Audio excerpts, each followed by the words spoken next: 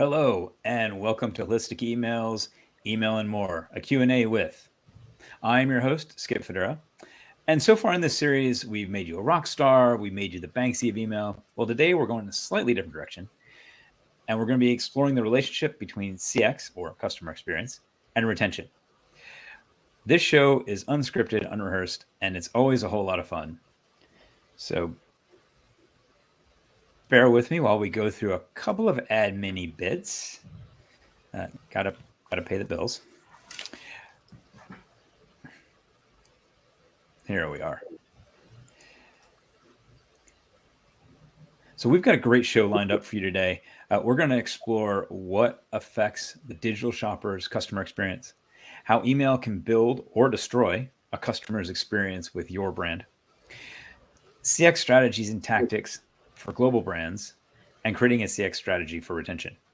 By the end of this session, you will understand why you are at the front lines of your company's CX strategy and how email is once again your secret weapon to delivering a great customer experience that will keep customers buying again, again, and again.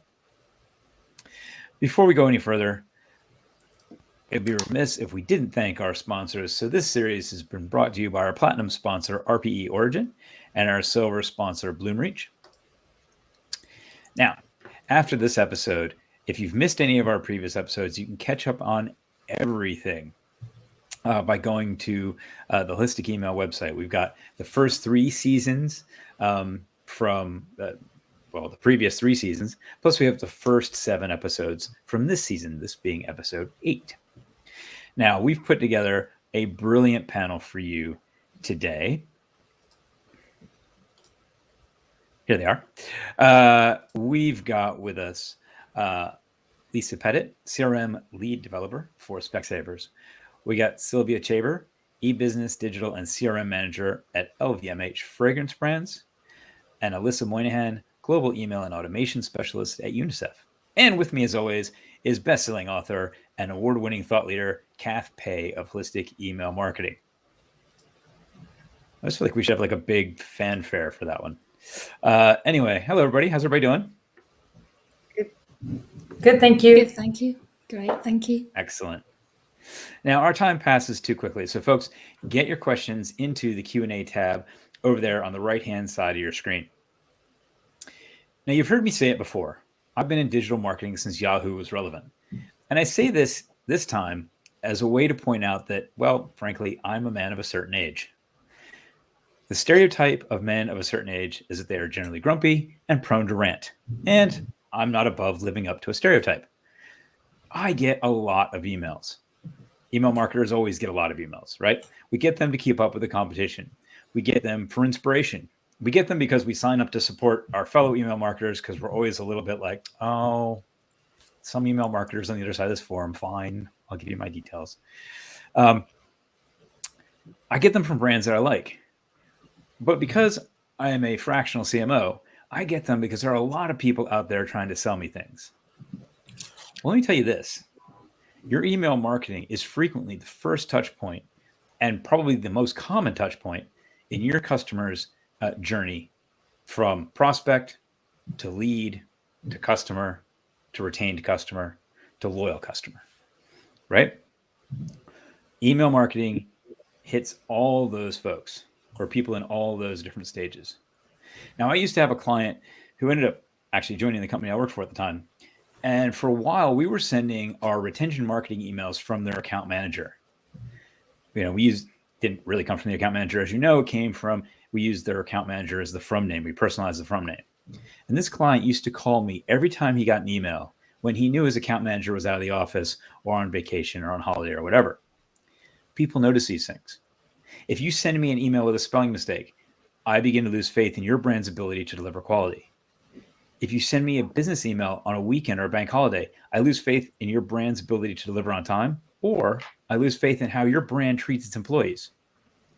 If you send me an email with personalization errors, I immediately lose all faith in your brand's ability to keep my data safe. Now, I know that errors happen, and the occasional error will be fine. Also, I will not open every email, so I might miss your mistake. That said, mistakes matter.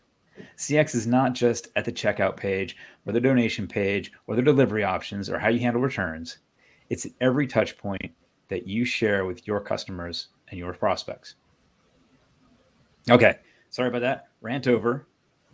Just wanted to get that off my chest and give you folks some time to get your questions into the Q&A panel over there on the other side of the screen. Now, let's kick things off with the panel. We'll start with a nice, easy little warm-up question. Could I hear from each of the panelists? And let's start with person who's first in my screen, Sylvia. Can you just give me an example of a memorable experience you had as a customer that significantly influenced your loyalty to a brand or company? And I'm going to go around the horn on this one. So we'll start with Sylvia. Hi, everyone. So I'm going to go with quite a standard example, but for me represents kind of the start of loyalty programs as we know them and how they've evolved. And for me, Starbucks, the classic loyalty card with the coffee stamp, really worked on retention and very frequent retention, even though it's quite a low-priced product and very far away from the luxury brands that I work with. But as a customer, I think that's definitely an example that's stayed in my mind. And, that's evolved during the years. But for me, it takes me back to the beginning of loyalty programs and customer retention. Okay, excellent. I like how they're using a digital currency NFT proposition in their new loyalty program, but that's a bigger topic for a different time. Lisa, how about you? I love fashion, and living here in Denmark, where I do now, although it's actually a Swedish brand, COS, Arket, all of those kind of H&M brands are huge here. And so I get a lot of fashion emails. And I tend to find, while some aren't very personalised, you feel like, yeah, this is going out to everyone. COS in particular, I find, do tend to target their content. They've obviously looked at what I buy, whether I buy more trousers than skirts, whether I buy jackets. And so when they're kind of using their imagery in particular, it's very much styled around the kind of type of clothes I would buy, or I would at least go and look at. So therefore, it's kind of drawing me in, because it's no point potentially putting something like a dress in front of me, because I don't buy dresses from them, but I do buy jackets, I do buy trousers. So if I see a beautiful trouser suit, I'm much more likely to click through, because that is kind of, oh, you understand me, you know what literally lights my eyes up. Exactly. Alyssa, how about yourself? Yeah, hi everyone, and thanks for having me, Kath and Skip as well. So I think for me, the one that sticks out the most is I adopted my cat from an adoption centre. And after that, they're also a big charity in Australia. And all the touch points I would get, so the emails afterwards would mention my cat by name. They would ask for updates on how she was going, even sometimes saying that she's been with you for a while now, we want to hear more about her. And then eventually as well, when they did call me up to ask if I would become a regular donor, they also started it by talking about her and asking how she was settling into the house and everything. So for me, that level of personalization, like really deep personalization, obviously the cleanliness of their data and how they were leveraging it in the different touch points really kind of worked for me. And I'm still a loyal donor. I have 2 cats from there now. So for me, that's definitely the one that sticks out the most. Excellent. Kath, do you have an example for us? Well, it's not so much a specific example. There's quite a few brands that I'm loyal to for this one reason. There's 4 different types of personalities that have been worked out that we are as users on the web, right? Spontaneous, competitive, methodical, and humanistic. I'm spontaneous. I want what's ever easiest, the simplest, give me 3 steps, not 5 steps. Make my life easy, and I will be loyal to you because you are giving me back time, right? And at least effort and everything. So yeah, there's lots of, so the Amazons, the Booking.coms, those guys there, I'm just going to, I won't bother going anywhere else because I've already got a relationship with them. And that's another thing too. Sometimes there's a certain amount of inertia certainly within me and everything, which means that because of the time factor, that I'm going to be loyal to, even if I have to pay a little bit extra, just because you make my life easy. So, yeah. So there you go, folks. If you want to sell Kat something, make your life easy. One click. Yeah, that's One it. click and she's done. Okay. Well, actually, Kat, that's a great segue. I want to throw this question over to Lisa and Sylvia. And Lisa, we'll start with you.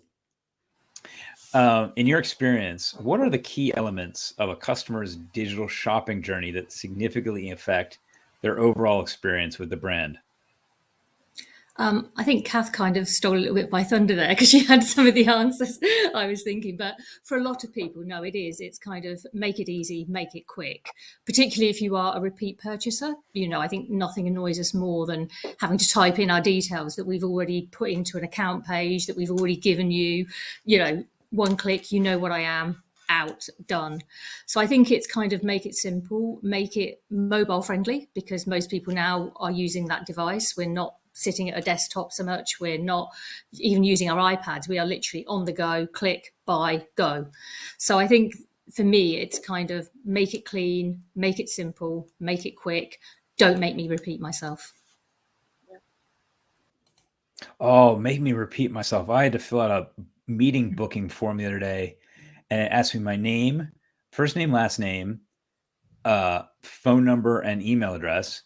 And then down below it, I had to put my name in again. Yeah. So I but also put in it's kind of something ridiculous. If you've just emailed me, why are you asking me for my email address? You know that because Right. you just emailed me.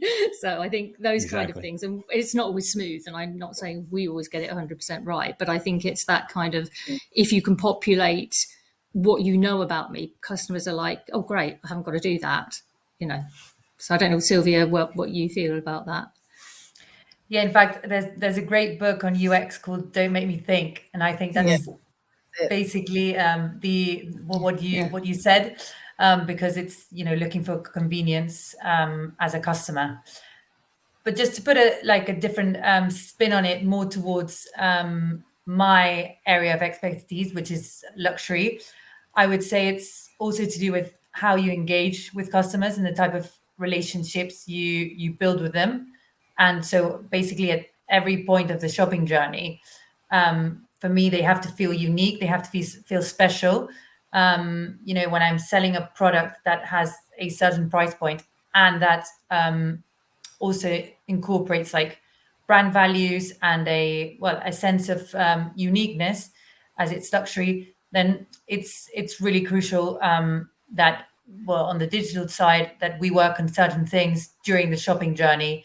Like, for example, having a virtual try-on, in our case, where you can test your lip shade or your foundation color as you would with an experience in the store, or maybe engraving your perfume again as you would perhaps in a boutique, but you can't necessarily do it online. So basically, for me, there are two words that come to mind.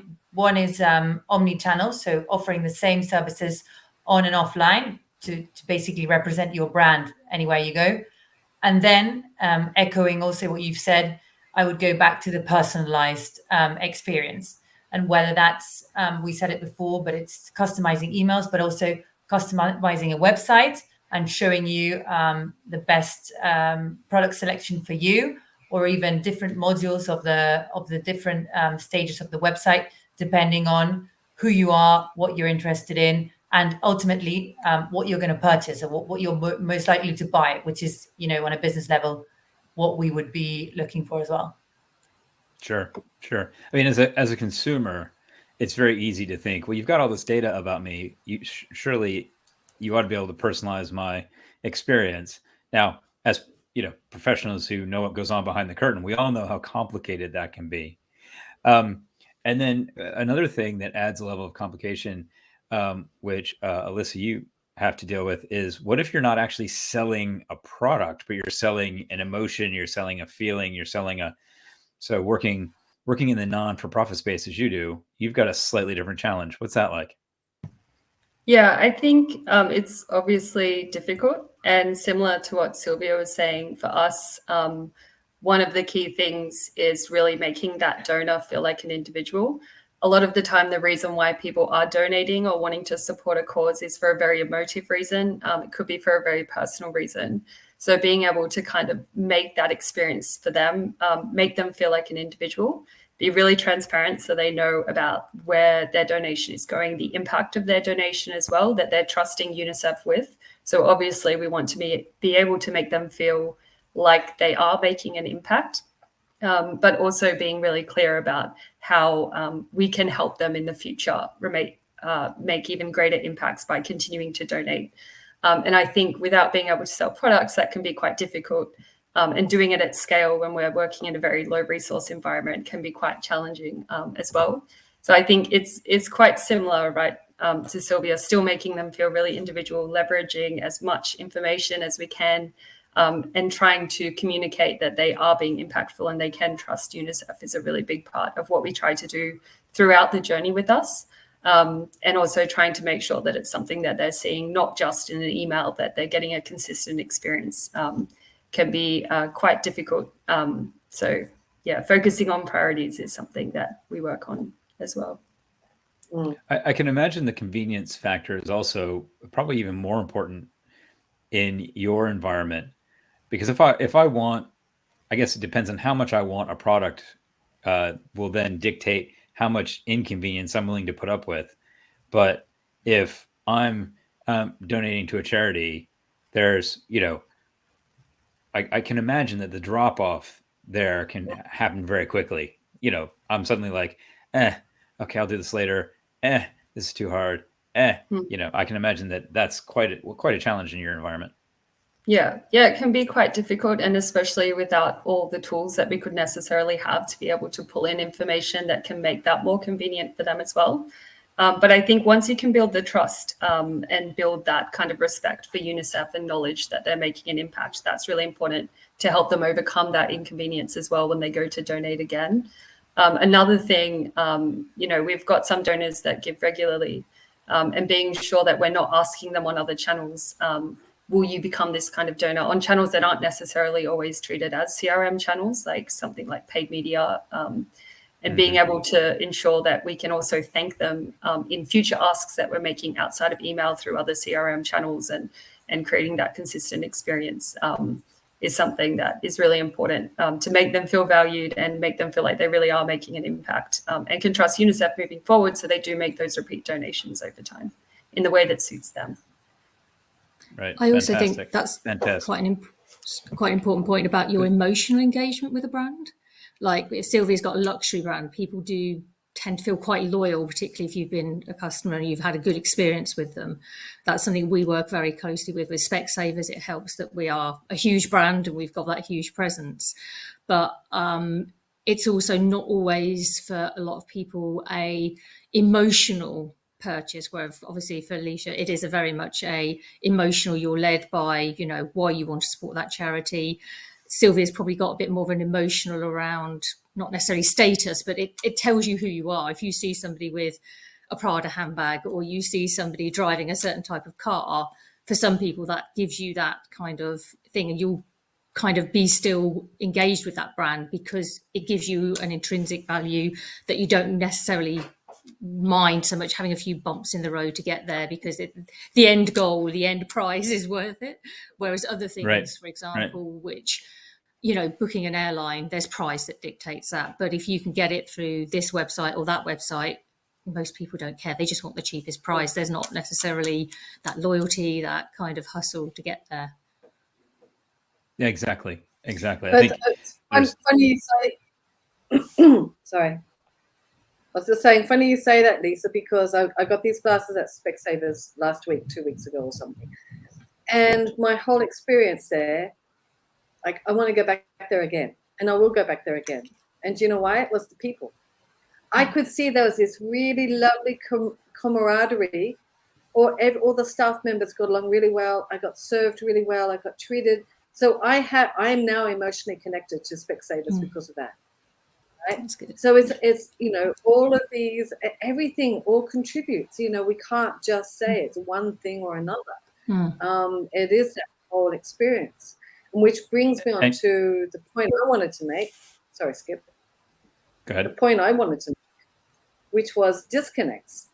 So if you do have your email and your email's amazing and you've worked really hard at it, it's fantastic. You've got everything has just been tested and wonderful.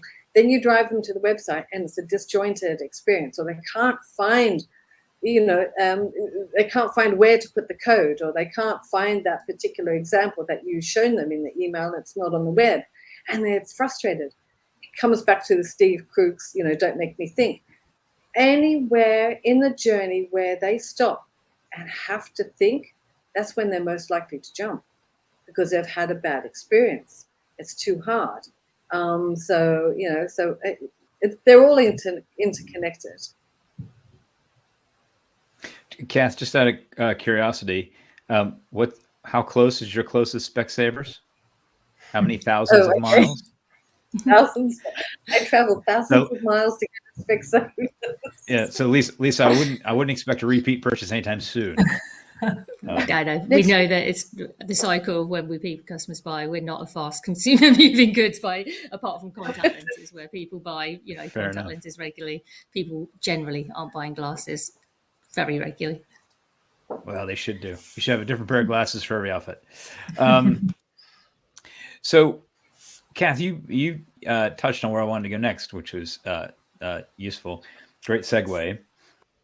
Where does email fit in the overall shaping of the customer experience, and how can it impact customer loyalty and retention?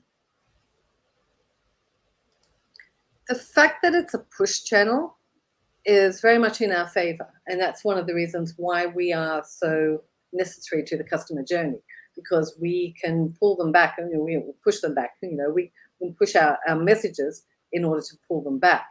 And so we are absolutely integral to it. We are needed. It would be very, very hard to actually have an e-commerce site, definitely without it, without email. I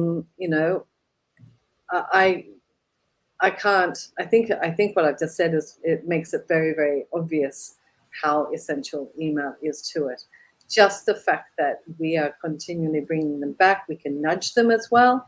So even if they haven't been on site for a while, or they haven't donated for a while, or whatever the story is, they haven't purchased in a while, then, we're just giving them nice little nudges all the way. They don't have to be pushy ones, but they're, again, contributing to the overall customer experience that the consumer is receiving from your brand. I think they're also a good way to tell a story. Like, often, you can push it directly into a customer, but you can make that story tailored, and you can make the message, or you can entice without, again, it doesn't have to be sales driven the whole time. It can be informative. It's that way of keeping in touch with customers and making sure they're just aware of what's going on. Obviously, you have to balance that, of how often somebody's going to engage with you, a brand. Maybe at the luxury, it's not like a Zara where people shouldn't be, but are buying a lot more regularly because of the price point. I doubt even the very richest people are buying new handbags every day. But, there is still that desire to kind of know what's happening. There's still that desire to be informed. And it doesn't necessarily mean I'm going to purchase now. But if you are aware of something, then it kind of can keep that interest in the brand to when you are ready to purchase.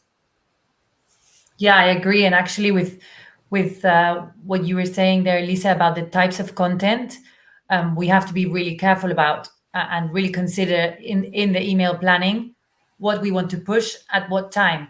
Especially with a luxury brand, we focus, for example, on storytelling, on our brand ambassadors, on certain values that we want to convey, on novelty products, but we're not necessarily going to send multiple automation emails that you've abandoned your cart. So, the type of relationship, and I think that's important, because email plays a crucial role in any communication strategy in a digital brand. But I think the way in which and the types of content that you direct to your database obviously depends a lot on who you're directing the communication to. So I would say for us, the main goal here is to tailor as much as possible. and vary the content between more product focused, where we really are looking for this intention to buy, and more brand focused values, where we can get the customer more engaged with the brand and find out a little more without necessarily looking for an immediate purchase. Yeah, that's interesting. The one thing that, email is unique in that because it's a push channel and because it's a relationship-based channel, you can tell a story over multiple emails. You don't have to do it all in one shot. Yep. And that's really hard in pretty much every other channel. I'm about to show my age badly, but I've already said how long I've been doing this because Yahoo's not relevant anymore. So there was, when I first moved to the UK, and actually it was running in the US as well. So it came with me. There was an advert for Folgers, and it was a series of ads about how this couple comes together over coffee. And it started with, I can't remember. I think a guy moved into an apartment building, and the woman next door came and offered him a coffee or whatever it was. And it was, this is so long ago. It was Anthony Head was the guy, and it was before he was on Buffy. So if that doesn't mean anything to you listening, Google Buffy and Google Anthony Head, and you'll get it. It's a long time ago, but it was a series of adverts, right? And that's really hard to do. It takes a lot of planning, and it requires a lot of budget from a brand. But with email, we can use it to tell stories over a long period of time, all the time. Yeah. Now, Alyssa, is that? Do you guys have that kind of approach, or do you try to encapsulate everything into one email? For sure. So I think something we're trying to do more of is building in more personalization to the stories that we're talking about based off motivations. And again, learning what those motivations are can help kind of define what would be in those touch points. So we can see, for example, that people will behave differently based off what source they've come from, whether they've come from a specific influencer, whether they've come from a finance targeting audience on social. We can see they might have different motivations once they come in, and therefore we can vary the touch points to thank them, to update them on their impact, to send news or from the field. And a lot of our touch points have that non-financial goal because we do want them to feel that impact. They do want to feel like they're part of the UNICEF story because we are an organization that relies on donations. And because of that, we can see that there are differences in repeat donation rates or retention rates based off whether someone is subscribed or not.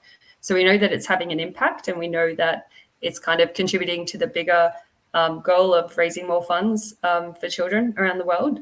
But it is something that's a big part of how we approach emails, is really putting those stories in there, those impact stories and feedback as well for the donors. That's really interesting. Go ahead, Kath. I was going to say, I think one of the things that we need to understand with email too, I said it's a push channel, right? But it's also a permission-based channel. The fact that it's a permission-based channel means that they have come to us. They have a need, they have a want, they have a desire, whatever it is, right? To buy a fragrance, to buy a pair of glasses, to donate.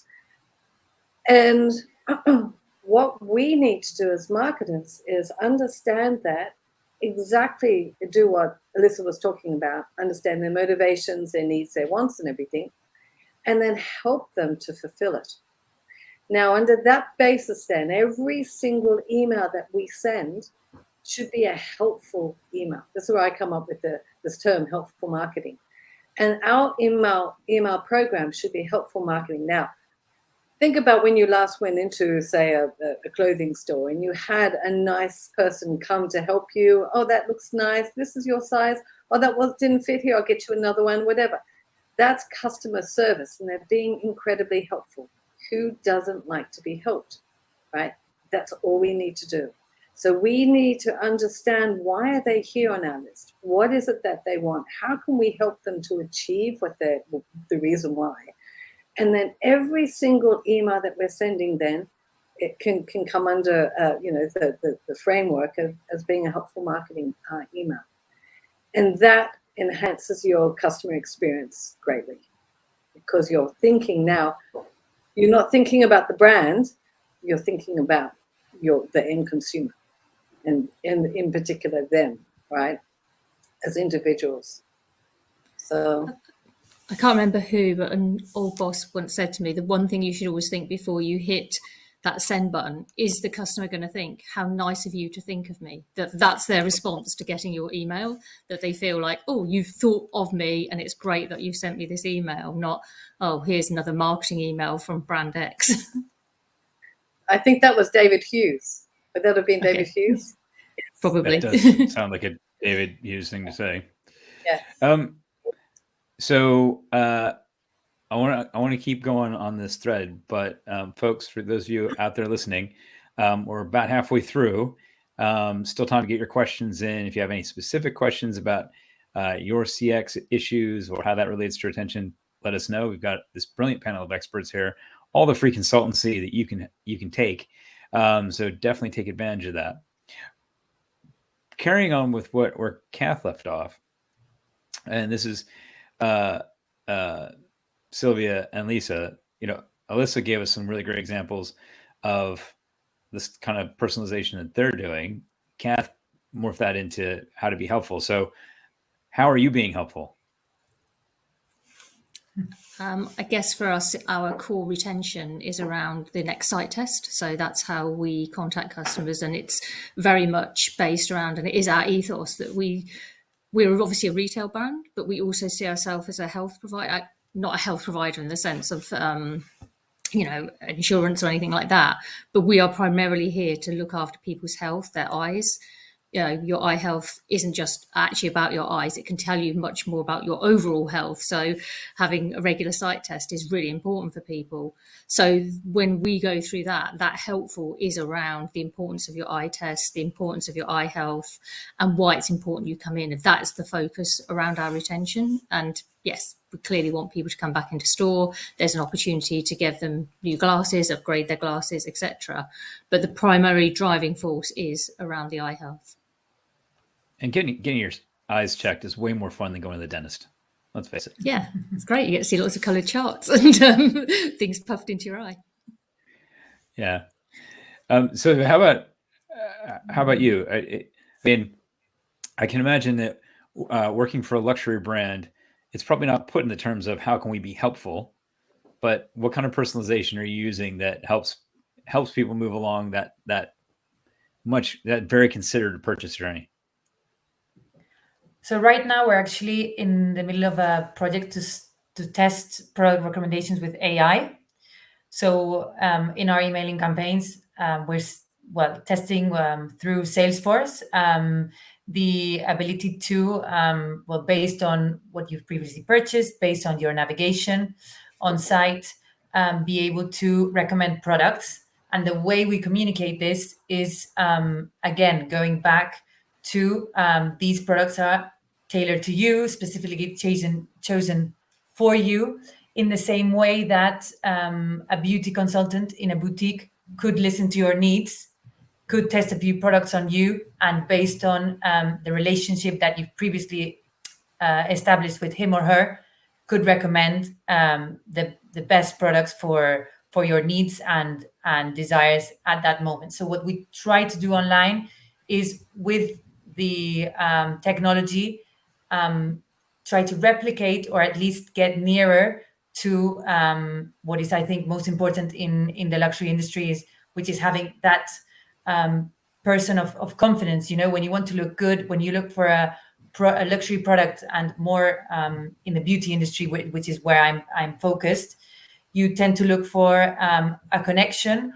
or certain signs of it's an emotional purchase as well. So having that confidence that we know who you are Kath, and we have chosen these products for you, and getting them, in a nicely presented email with a very easy handover to the website, and then a seamless experience afterwards, getting the right gifting, packaging with it, getting a few samples. It's all starts with the email, but more so how it ends with the full cycle, because it all needs to be luxury, from the purchase process to the email communication to how you receive your package.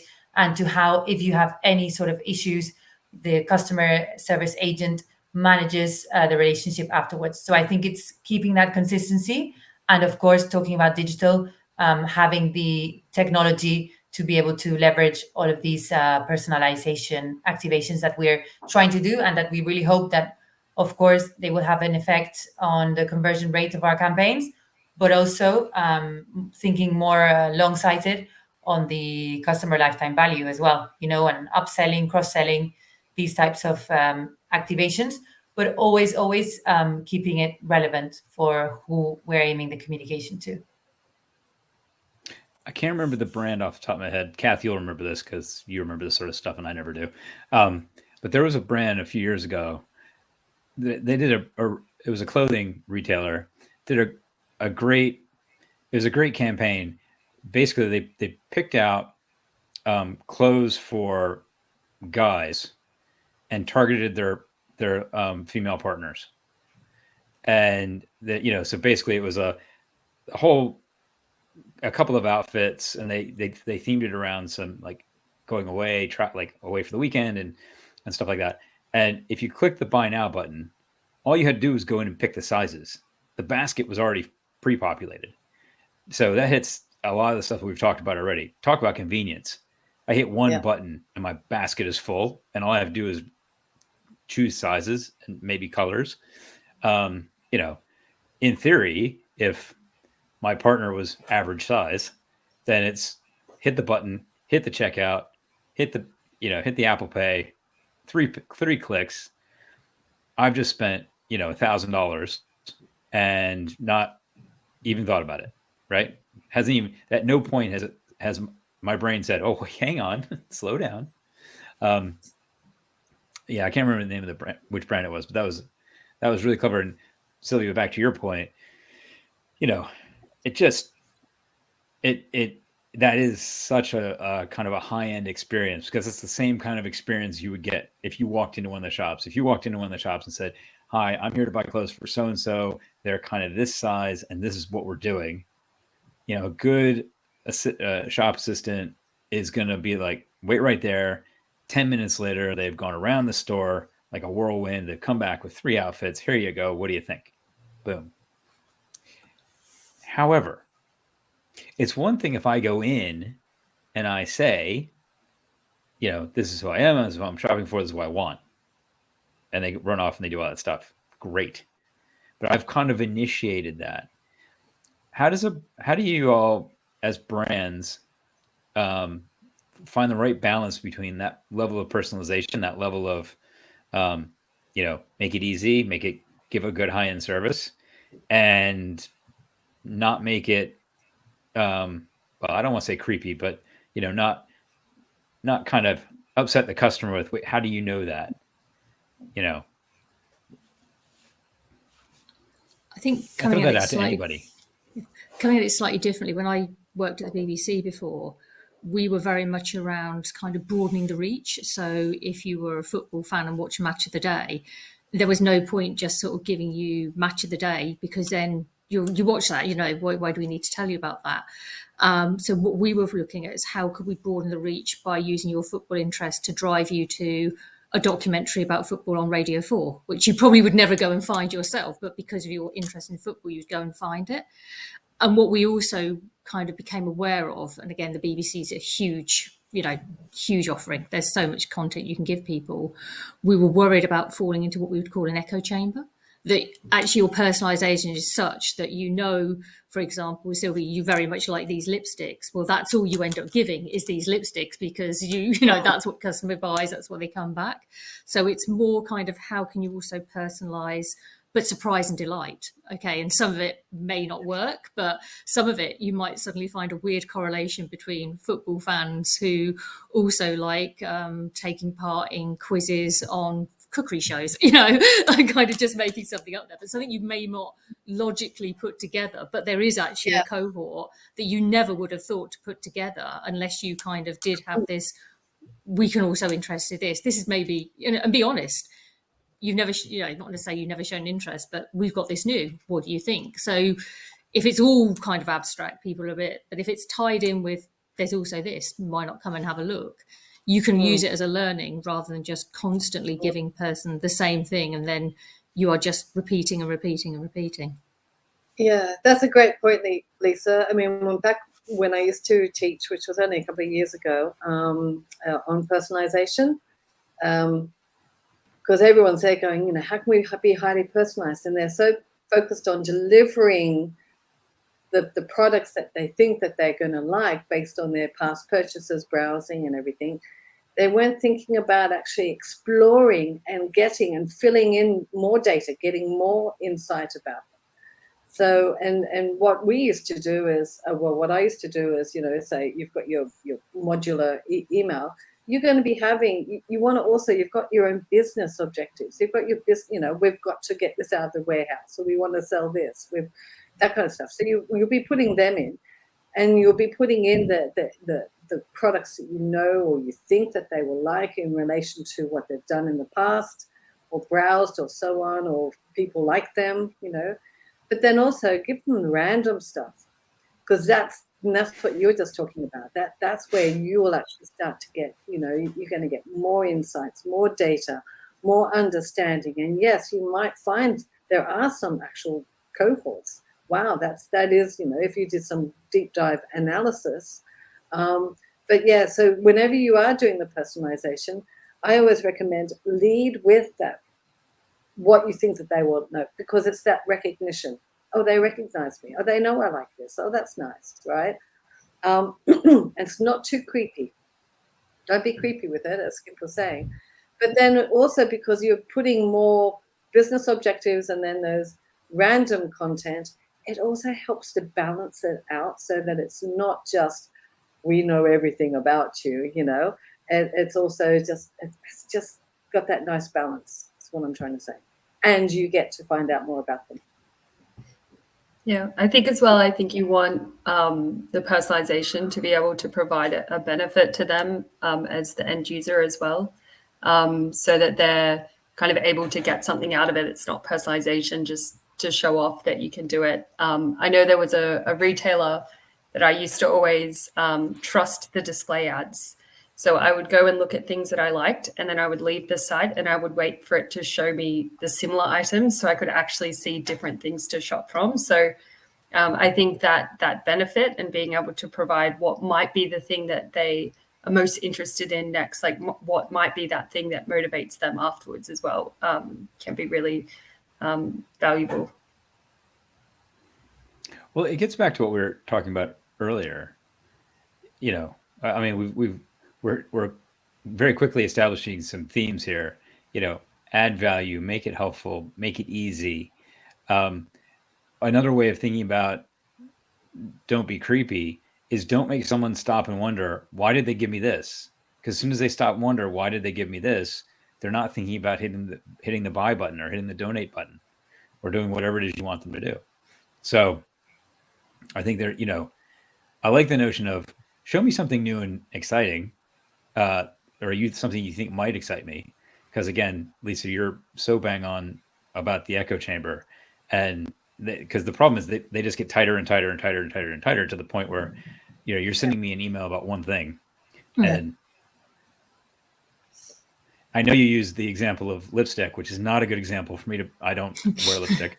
I don't know how often you buy lipstick, but you know, it depending on the product, you know, if you're sending me emails about just that one thing, and I don't need to buy that very often.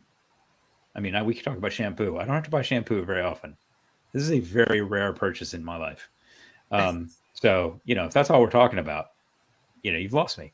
And now when I am interested in whatever it is you want to sell me, I've stopped paying attention to your email, and it's just sitting in my inbox unread.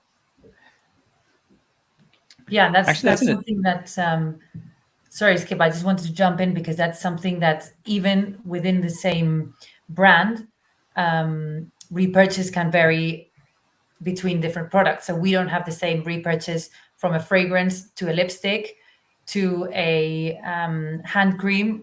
So what we do, you know, you have to be, you have the data for a reason. So one of the main takeaways here is use it to your advantage to avoid being irrelevant. So if a lipstick purchase, we see that the frequency is 11 months, then we should push the replenishment email in 11 months, whereas a hand cream could be 6.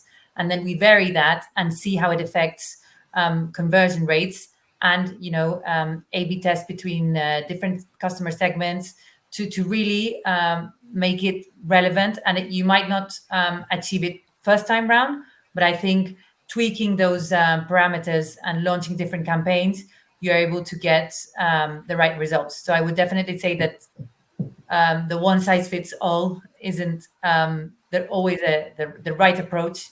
In our case, especially, we like to test and learn and do these different things, because in the end, email automation, I think, is also has to be part of a learning curve. And depending on what you want to achieve, these different testings can really help. Yeah, that's so just to expand on that a little bit, Sylvia, I know this is going off the questions that we talked about previously, but this is potentially an interesting one for you and Alyssa. Part of personalization is knowing who I am, understanding me. Obviously, both of you market cross border, so you've got different cultures, different cultural considerations to think about. I don't know if purchase frequency of lipstick differs by country, but sort of how you talk about it, how aggressively you can promote it, I'm sure it does. So what are some of the CX challenges there that you run into?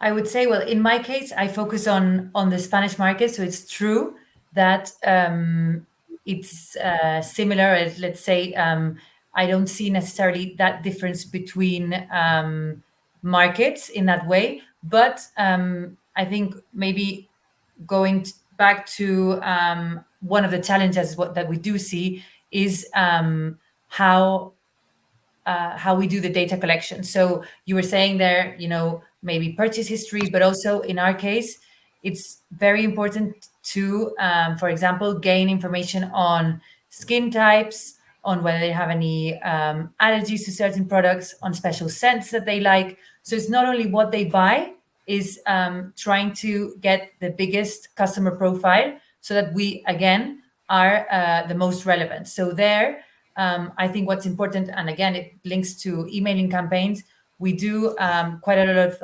qualified email campaigns, or even on site, we do questionnaires, quizzes to find out more about you. And in that way, without being too invasive, we can get the right information to send you the right messages. So I would say here for us, it's key more in that way to tailor the communication based not only on purchase history, on navigation, but because we're in beauty, on the needs that you have as a beauty consumer.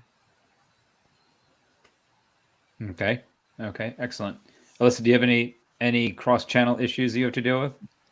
Yeah, globally we see a lot of really big differences. At the end of the day, the motivation is always similar, that they want to make an impact and they want to help children. But the way that happens can be very different. Some cultures treat making the promise of being a donor as something that they can't break at all. So they'll have really, really high retention rates. Other places we have very different channels that are the ones that are more relevant, and then bringing those in different ways can be something to focus on as well. Obviously, different laws make a big difference in terms of what can be captured and leveraged as well. So yeah, a lot of differences globally, a lot of different motivations. And so I think, we have a very broad operating model. So having those specialists in the market who know, what are the differences and how can the channels or the content or the messaging or the events be leveraged to better be able to serve those audiences, and even the segments within those audiences, the different groups, the different languages, is really key. Just having that specialization there. Okay. Yeah, good. Okay, so thanks for that, Alyssa. We've got a question specifically for you, Sylvia. So this one comes from Lauren. How do you go about enriching first-party data? Do you offer customers something in return for their data? And actually, this is a great question for everybody. But we'll start with Sylvia as addressed to you. Perfect. So we have different ways of collecting data. The most qualitative way that we have is directly in the boutiques. So we have boutiques where we sell our products, and our staff, which we call our beauty consultants, they are in charge of collecting this data. And as I was mentioning before, trying to create the most enriched customer profile to be able to then have every single communication directed in the right way and in the most relevant way. But one of the things, and I would say our main benefit, because we tend to move away from promotions in certain other sectors. I know the type of sign up to the newsletter and get 15% off. Those type of mechanics are very used in, for example, in the fashion sector. Here in the luxury industry, we focus, as you know, more on experiences. So what we do is we put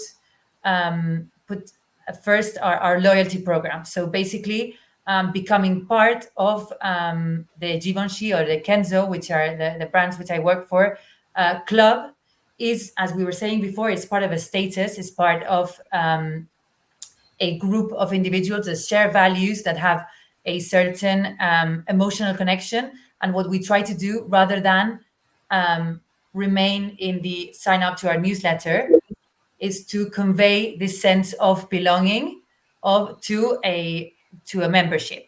And of course, this club has its advantages. We often use gift with purchase, which, for example, you've probably been used to getting with your beauty purchases, maybe like a nice pouch or a mini size of certain products. So we use these kinds of rewards for our customers. And then what's really interesting, and we're working on it at the moment, but we already see that some beauty brands are using rewards more towards experiences. So maybe, if you dream big, even becoming a VIP customer could be attending a fashion gala, or getting a special trip, or even a skin treatment in our boutiques, looking towards those kind of experiences to really engage with the customer and convey the sense of luxury that we are. We want to be able to be a luxury universe, which doesn't stop when you purchase the product, but really you kind of live within it when you become part of the membership program. So I would say the key lever for first party data is definitely the loyalty program. Yeah, my wife is a big fan of a beauty brand here in London, and she gets an email every day, which I thought was over the top, but it's always got great content. It's always quite engaging, and yeah, their rewards are because the founder is still quite involved. Oh, come to this talk by the founder, or we're doing this meet and greet or dinner or whatever. All those things play into it really, really well. What about Lisa? I know you don't buy glasses every day, so sort of a Specsavers loyalty club probably ain't gonna help. What do you do to get people to give you more of their data, and then how do you leverage that? We're probably a bit unique in that at the moment most of our data comes from store, because that's where customers make their purchase, particularly for glasses. We obviously have customers who buy contact lenses online, so we have the data they collect there from them. But for most of our customers, it's an in-store, because people still go in for a sight test. People still, for certain types of glasses, have to be properly measured to make sure they fit properly, to make sure the lenses, particularly if you've got varifocals, are working for your eyes. And, we've all got unique faces, and not just in what style sorters, but, how they sit on your nose, how they sit behind your ears. So glasses are actually one of those things, it's quite hard to buy completely off the peg kind of thing. So most of our data comes from in store. So we are very reliant on our store colleagues, making sure they ask questions, particularly around permissions, data collection, accuracy of data. So with us, it's more an educational piece, I think, to our store colleagues to understand the value of data, because they're not marketeers, they are retail staff, they are experts in eye health, they are experts in making sure you have the best glasses for you. So we need to kind of, as marketeers, explain and make sure they understand the value of data. So it can be a challenge, but also it's great because the customer is there in front of them. And often, if it's kind of like, we want to make sure you get your receipt, so we're looking at very much at digital receipts, because that is a great way to make sure you get a very accurate email address, because everyone wants that receipt. Yeah, exactly. Yep. Exactly. So we are coming up to the end of our hour. It always comes up too quickly, which is so unfortunate. But I want to wrap up with, I want to make sure everybody can walk away with some actions that they can try out in the office tomorrow. So Alyssa, we'll start with you.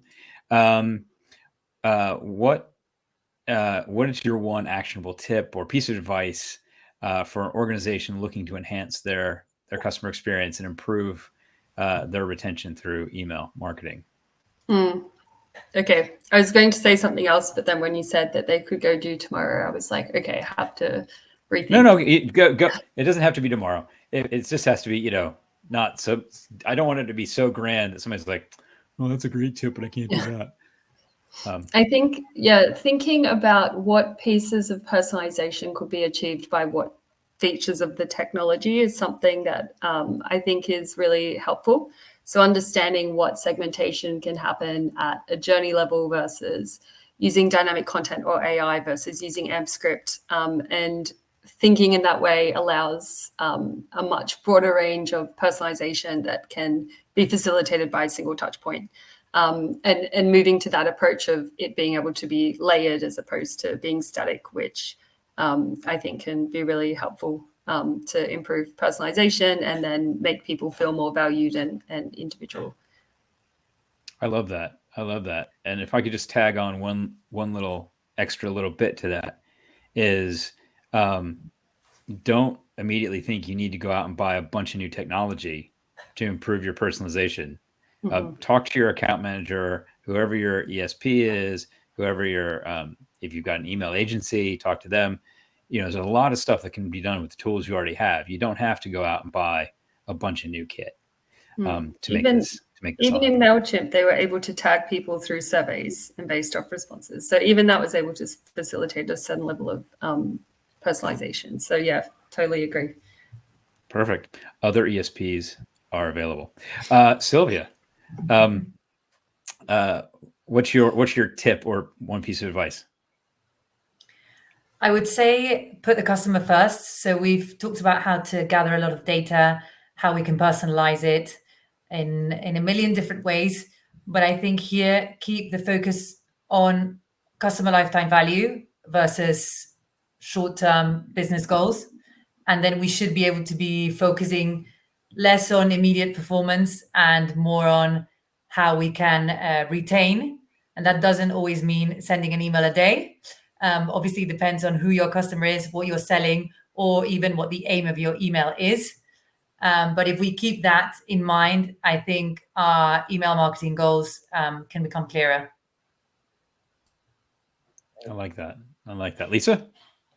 I think it's always, what is your data telling you? Because I think as email marketeers, we sometimes go with our gut feel, or, oh, we did this program here, that works really well there, or that should work because it works for brand X and brand Y. But look at what your data is telling you. Look at what you can find that perhaps if you go under the bonnet a bit more, that it surprises you. Find something that really surprises you, like, this group of customers who do this, actually, they might do this as well. So let's try and kind of blend the messages to include other content. And the other thing I would say is kind of try and build some evergreen content that you could use in particular points in your customer journey, so that you're not each time trying to create every email from scratch. But if you have a library of content you can pull in at strategic points in the customer journey, just to kind of build them to this next stage, particularly with retention, then it makes life easier for you, that you're not, and for your creative team, that you're not having to keep going to them and say, build a whole new email for me. It's, I need 2 pieces of content because I actually already have this suite of content I can, you know, use to still personalize, because I know this piece of content's for you, this piece of content's for Kath, and this piece of content's for Alicia, for example. Excellent. Excellent. Kath, why don't you wrap us up? Okay, well, I absolutely love that Sylvia finally, not that you finally, that the customer lifetime value metric was actually finally introduced in this conversation, because it's the ultimate CX metric, right, that we should be using. Absolutely. So I love that. Just wanted to say that. My recommendation would be to go and get someone who's not part of your team, someone who's not even associated with your company, to go in and experience your website, audit your website, put down their observation, put down, why are you asking me to do that? I didn't know, I didn't understand at that point. Things like that. Then you can go down further and you can start then, once you've got all of that information together, you can start then, you know, and you, if you as a marketer can put your consumer hat on and say, okay, I haven't been to the site in a while, blah, blah, blah. What have I, you know, and I used to buy, but I don't buy anymore. What can I see? You know, so basically you're pretending you're one of your customers. Start doing all of those kind of exercises. And let me tell you, they will be revealing. And you'll be wondering why and how you, and I know most email marketers will say, but it's not to do with us. It is to do with you.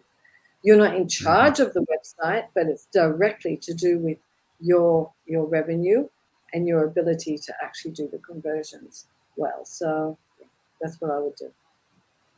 It's important to make sure that the people you get doing that are in the target demographic that you're trying to sell to.